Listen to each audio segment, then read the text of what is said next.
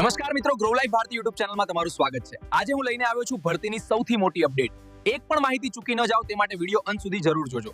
નમસ્કાર વિદ્યાર્થી મિત્રો, આજના આ ખાસ વિશ્લેષણમાં આપનું સ્વાગત છે।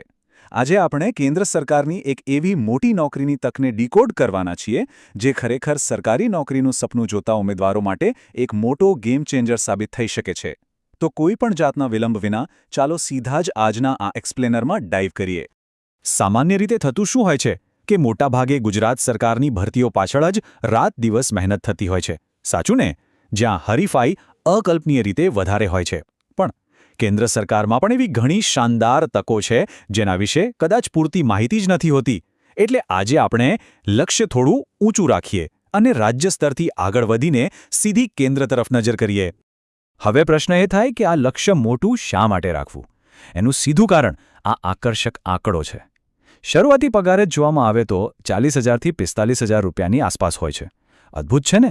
બધા જ સરકારી ભથ્થા ઉમેરીને આટલો શાનદાર પગાર માત્ર એક ક્લેરિકલ પોસ્ટ માટે।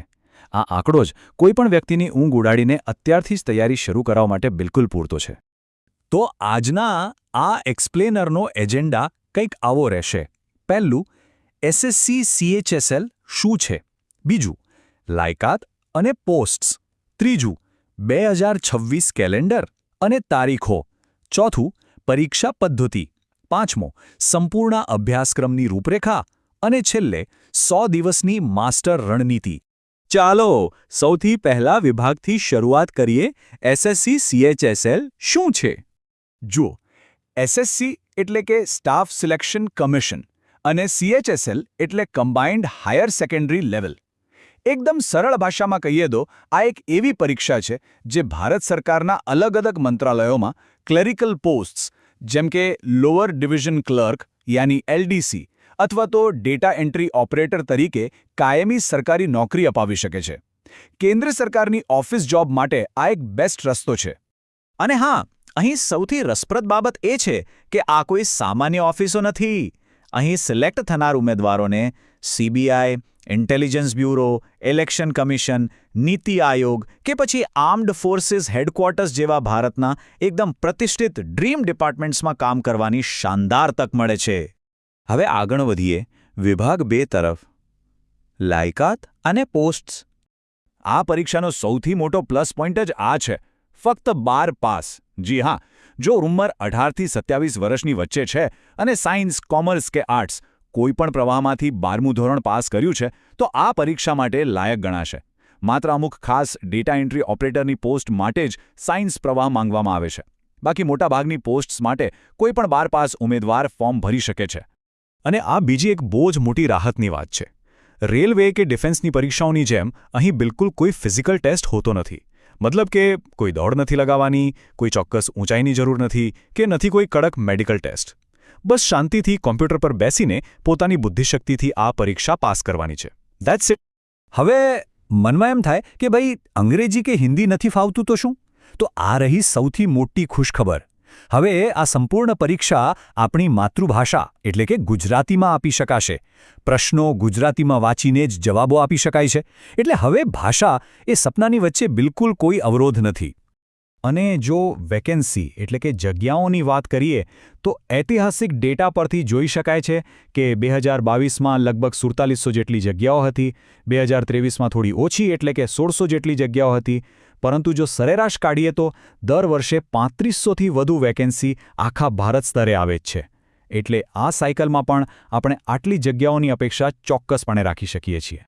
હવે સીધા જઈએ વિભાગ 3 પર। 2026 કેલેન્ડર અને તારીખો। આ ટાઈમલાઈન તો ખરેખર બરાબર મગજમાં બેસાડી લેવા જેવી છે। મે 2026ના અંત સુધીમાં સત્તાવાર નોટિફિકેશન આવવાની પૂરેપૂરી સંભાવના છે। હવે ધ્યાન આપવા જેવી બાબત એ છે કે નોટિફિકેશન આવ્યા પછી જૂન, જુલાઈ અને ઓગસ્ટ એમ માત્ર 100 દિવસનો એકદમ ટાઈટ સમય તૈયારી માટે મળશે અને સપ્ટેમ્બર કે ઓક્ટોબરની આસપાસ ટિયર 1ની પરીક્ષા લેવાશે। સમય ખૂબ જ ઓછો છે અને લક્ષ્ય ઘણું મોટું છે। તો હવે જોઈએ વિભાગ 4, પરીક્ષા પદ્ધતિ એટલે કે ટિયર 1 અને ટિયર 2। અહીં પસંદગી પ્રક્રિયા એકદમ સીધી અને સરળ છે।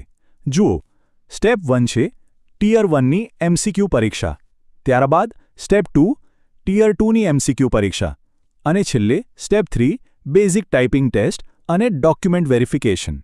અહીં સૌથી મોટી રાહતની વાત એ છે કે કોઈ લાંબા નિબંધ કે પત્રો લખવાની, જેને આપણે ડિસ્ક્રિપ્ટિવ પરીક્ષા કહીએ છીએ, એવી કોઈ જ ઝંઝટ નથી. બધું જ મલ્ટિપલ ચોઇસ પર આધારિત છે. ટિયર 1ના માળખા પર નજર કરીએ તો રીઝનિંગના 25 પ્રશ્નો, ગણિતના 25, અંગ્રેજીના 25 અને સામાન્ય અભ્યાસના 25 પ્રશ્નો હોય છે. આમ કુલ 100 પ્રશ્નો અને માર્ક્સ 200 થાય. દરેક સાચા જવાબ માટે 2 માર્ક્સ મળે. પણ અહીં ધ્યાન રાખવા જેવી બાબત એ છે કે આ 100 પ્રશ્નો ઉકેલવા માટે માત્ર ને માત્ર 60 મિનિટનો જ સમય મળશે. એટલે સ્પીડ અહીં ગેમ ચેન્જર છે. અને હા, દરેક ખોટા જવાબ દીઠ 0.5 માર્ક્સનું નેગેટિવ માર્કિંગ પણ છે. હવે જે સૌથી મહત્વનો મુદ્દો છે તે છે આ આંકડો 360 માર્ક્સ. ટિયર 1 માત્ર ક્વોલિફાઇંગ છે, એટલે કે તે માત્ર પાસ કરીને આગળ વધવા માટે જ છે. જ્યારે ફાઇનલ સિલેક્શન અને મેરિટ સંપૂર્ણપણે ટિયર 2ની પરીક્ષાના આ 360 માર્ક્સ પર જ બનશે. કમ્પ્યુટર અને ટાઈપિંગ ટેસ્ટ તો માત્ર ક્વોલિફાય કરવા પૂરતા જ હોય છે. માટે સંપૂર્ણ ફોકસ આ 360 માર્ક્સના પેપર પર જ હોવું જોઈએ. આગળનો વિભાગ 5 સંપૂર્ણ અભ્યાસક્રમની રૂપરેખા. અહીંયા ગુજરાત રાજ્યની અને કેન્દ્રની પરીક્ષાઓ વચ્ચેનો મૂળભૂત તફાવત બરાબર સમજી લેવો જરૂરી છે. રાજ્યની પરીક્ષાઓમાં સામાન્ય રીતે ઉપર છલ્લું ગણિત અને બેઝિક કન્સેપ્ટ હોય છે. પણ એસએસસીની વાત આવે ત્યારે ઇનડેપ્થ એડવાન્સ ગણિત, જેમ કે ત્રિકોણમિતિ, બીજગણિત અને ભૂમિતિ, આ બધું ખૂબ જ ઊંડાણપૂર્વક શીખવું પડે છે. આ ઉપરાંત અંગ્રેજી ગ્રામરના નિયમો પર ખૂબ જ મજબૂત પકડ બનાવવી પડે છે. અહીં માત્ર ઉપરછલ્લી તૈયારીથી બિલકુલ કામ નહીં ચાલે. અને હવે આજના એક્સપ્લેનરનો અંતિમ વિભાગ 6 100 દિવસની રણનીતિ. નિષ્ણાતોની એક બહુ જ મહત્વની સલાહ છે, જે હંમેશા યાદ રાખવા જેવી છે. ટિયર 1 અને ટિયર 2ની તૈયારી પહેલા દિવસથી જ એક સાથે થવી જોઈએ. એ ભૂલ ક્યારે ન થવી જોઈએ કે ચાલો પહેલા ટિયર 1 પાસ કરી લઈએ, પછી ટિયર 2નું વિચારીશું. કારણ કે ટિયર 1 અને ટિયર 2ની પરીક્ષા વચ્ચે માંડ એકાદ મહિનાનો સમય મળે છે, જે આખો સિલેબસ ફરીથી ભણવા માટે જરાય પૂરતો નથી હોતો. તૈયારી એવી જ હોવી જોઈએ કે બંને પરીક્ષાઓ એકસાથે કવર થઈ જાય. આ 100 દિવસની રણનીતિના મુખ્ય સ્તંભો કંઈક આ મુજબ છે. પહેલું, એડવાન્સ ગણિતના પ્રકરણો પર માસ્ટરી મેળવવી. બીજું, અંગ્રેજીના ગ્રામેટિકલ નિયમો પર સૌથી વધુ ધ્યાન આપવું, કારણ કે મેરિટમાં તેનું વેટેજ ઘણું વધારે હોય છે. ત્રીજું અને સૌથી અગત્યનું, પરીક્ષામાં સ્પીડ વધારવા માટે ટાઈમર લગાવીને 60 મિનિટની મોક ટેસ્ટ્સ આપવી. અને છેલ્લે, અગાઉના વર્ષના પેપર્સનું એનાલિસિસ કરવું, જેથી પરીક્ષકનું માઇન્ડસેટ ખબર પડે.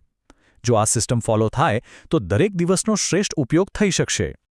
તો હવે છેલ્લો અને સૌથી મોટો પ્રશ્ન અહીંયા એ છે કે આવતા મે મહિનાથી આ 100 દિવસનું કાઉન્ટડાઉન શરૂ થઈ જશે. તો શું કેન્દ્ર સરકારની આ શાનદાર તક ઝડપી લેવા માટે આપણે તૈયાર છીએ? બસ રાહ જોવાનું બંધ કરીએ અને આજથી જ, બલકે અત્યારથી જ એકદમ સ્માર્ટ તૈયારી શરૂ કરી દઈએ. શીખતા રહીએ, તૈયારી કરતા રહીએ અને સફળતા તરફ આગળ વધતા રહીએ.